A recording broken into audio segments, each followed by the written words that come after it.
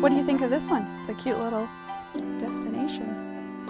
I'm Becky Anderson. I'm the owner of For Everybody and For Every Home. My title's chairman and founder, and we started For Everybody in 1995. We've evolved over time from a retail bath and body shop to a wholesale bath and body manufacturer to a candle manufacturer to a candle retailer.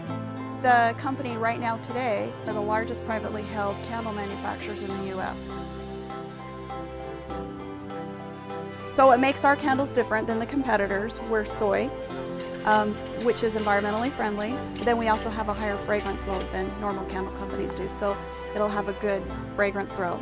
My philosophy is anybody can get the order, but can you get the reorder? I started this company because I had 4 daughters and we were living on a farm. And I came home one day and Stephanie was 12 years old, my oldest daughter, and she was driving a tractor carrying cherries. I didn't want my daughters on tractors. And so my husband said they are going to learn the value of the dollar and hard work, and they're going to do it here. And I'm like, no, they're not. So I went up to University Mall and went to the leasing director, Rob Callis, and said, I'm going to open up a store because I want a place for, my daughters to work, and I want to do something that's safe and that's fun and that we can all do together. Originally, I wanted to put a franchise in there, but it was $300,000 to buy a franchise, and I was already going out on a limb to sign a lease. So I thought, I can do this myself and better, and we were just going to call it Becky's Bath and Body Shop, but then one of my daughters came up with the name For Everybody. The sales were incredible, and then we took it national in January of 1998. Every single Monday morning I say, what do I know today that I didn't know last week about my industry as a whole? I subscribe to 30 different magazines a month. I read 3 newspapers a day. I think the best thing I can do for my company is be out in the field and know the competition. I know who they ship to, what SKUs they have, what categories they're in. I probably spend 50% of my time doing that. You know how Starbucks is a big, huge trend and that's a big category? Well, these little cupcake shops are popping up all over, and I found that in the Wall Street Journal before they ever really hit. So we have a line of candles called Tiny Temptations, and they're little cupcakes and they're all different fragrances with little sprinkles. So if this is a birthday cake with little sprinkles on, the candle will have the sprinkles on. Had I not been out in the field and studying the competition and reading those papers and turning it into product ideas, this is a line that we wouldn't have that's sold millions of dollars. And it's proven effective time and time again. As I've met with buyers, they'll go, oh, you're the candle company with the sprinkles. So once they see it, they remember it. I have a saying that I call fly to the roots that make money, which in hand goes to going where the business is going to be, or to steal from Wayne Gretzky, go where the hockey puck is going to be. Don't get so stuck in your rut of loving what you do and so passionate about it that you don't see opportunity. So what we're doing today may not be what we're doing tomorrow, because we're going to move as quick as the market does, or quicker.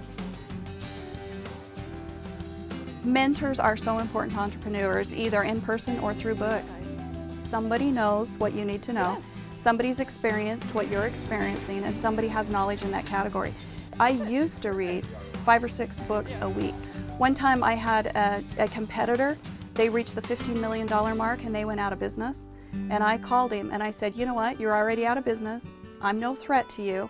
Would you please come to Salt Lake? Let me treat you to a few days in Salt Lake. I'll pay all your expenses, and let me pick your brain to find out what mistakes you made, because I don't want to make them.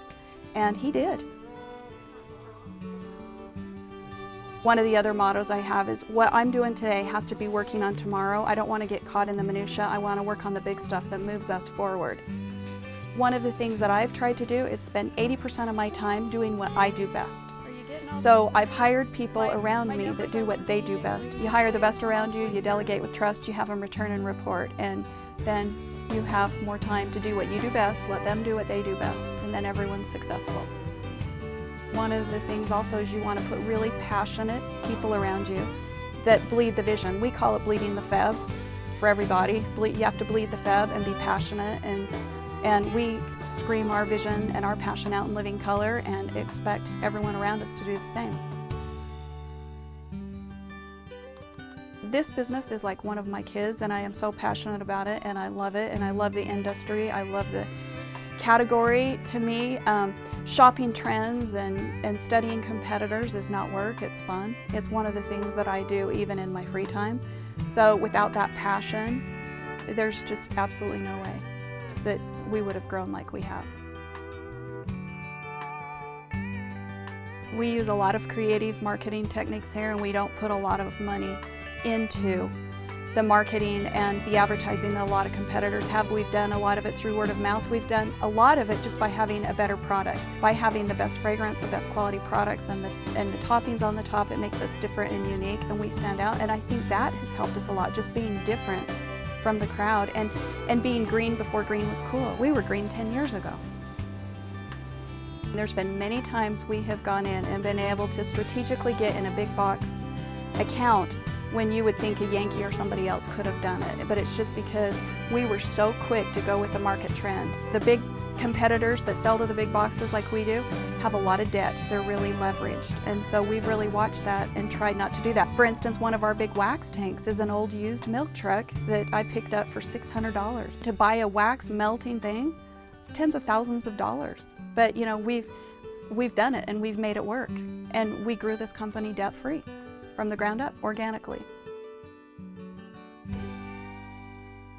Taking care of the customer and making sure the customer's needs are one of the most important things, because you always got a competitor that's going to go in there and undercut you or do some other thing to try to take that relationship away from you. So one of the most important things that we have found here is that we develop personally relationships with all the buyers and those customers that are on a personal level as well as a business level, so that we own those relationships. I personally go visit our top customers 3 or 4 times a year, and that's really helped us. And they know that if they have a need and they come to us and they want to do a marketing promotion where we both have to take a little bit in margin to, at the end of the day, sell more products for both of us, we've been able and willing to do those kind of things with them as well.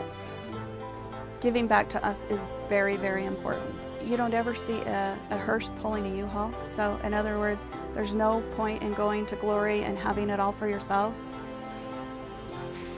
We developed the breast cancer candle in 1997. And we would take all the proceeds, everything that candle made every year, and reinvest into the breast cancer cause.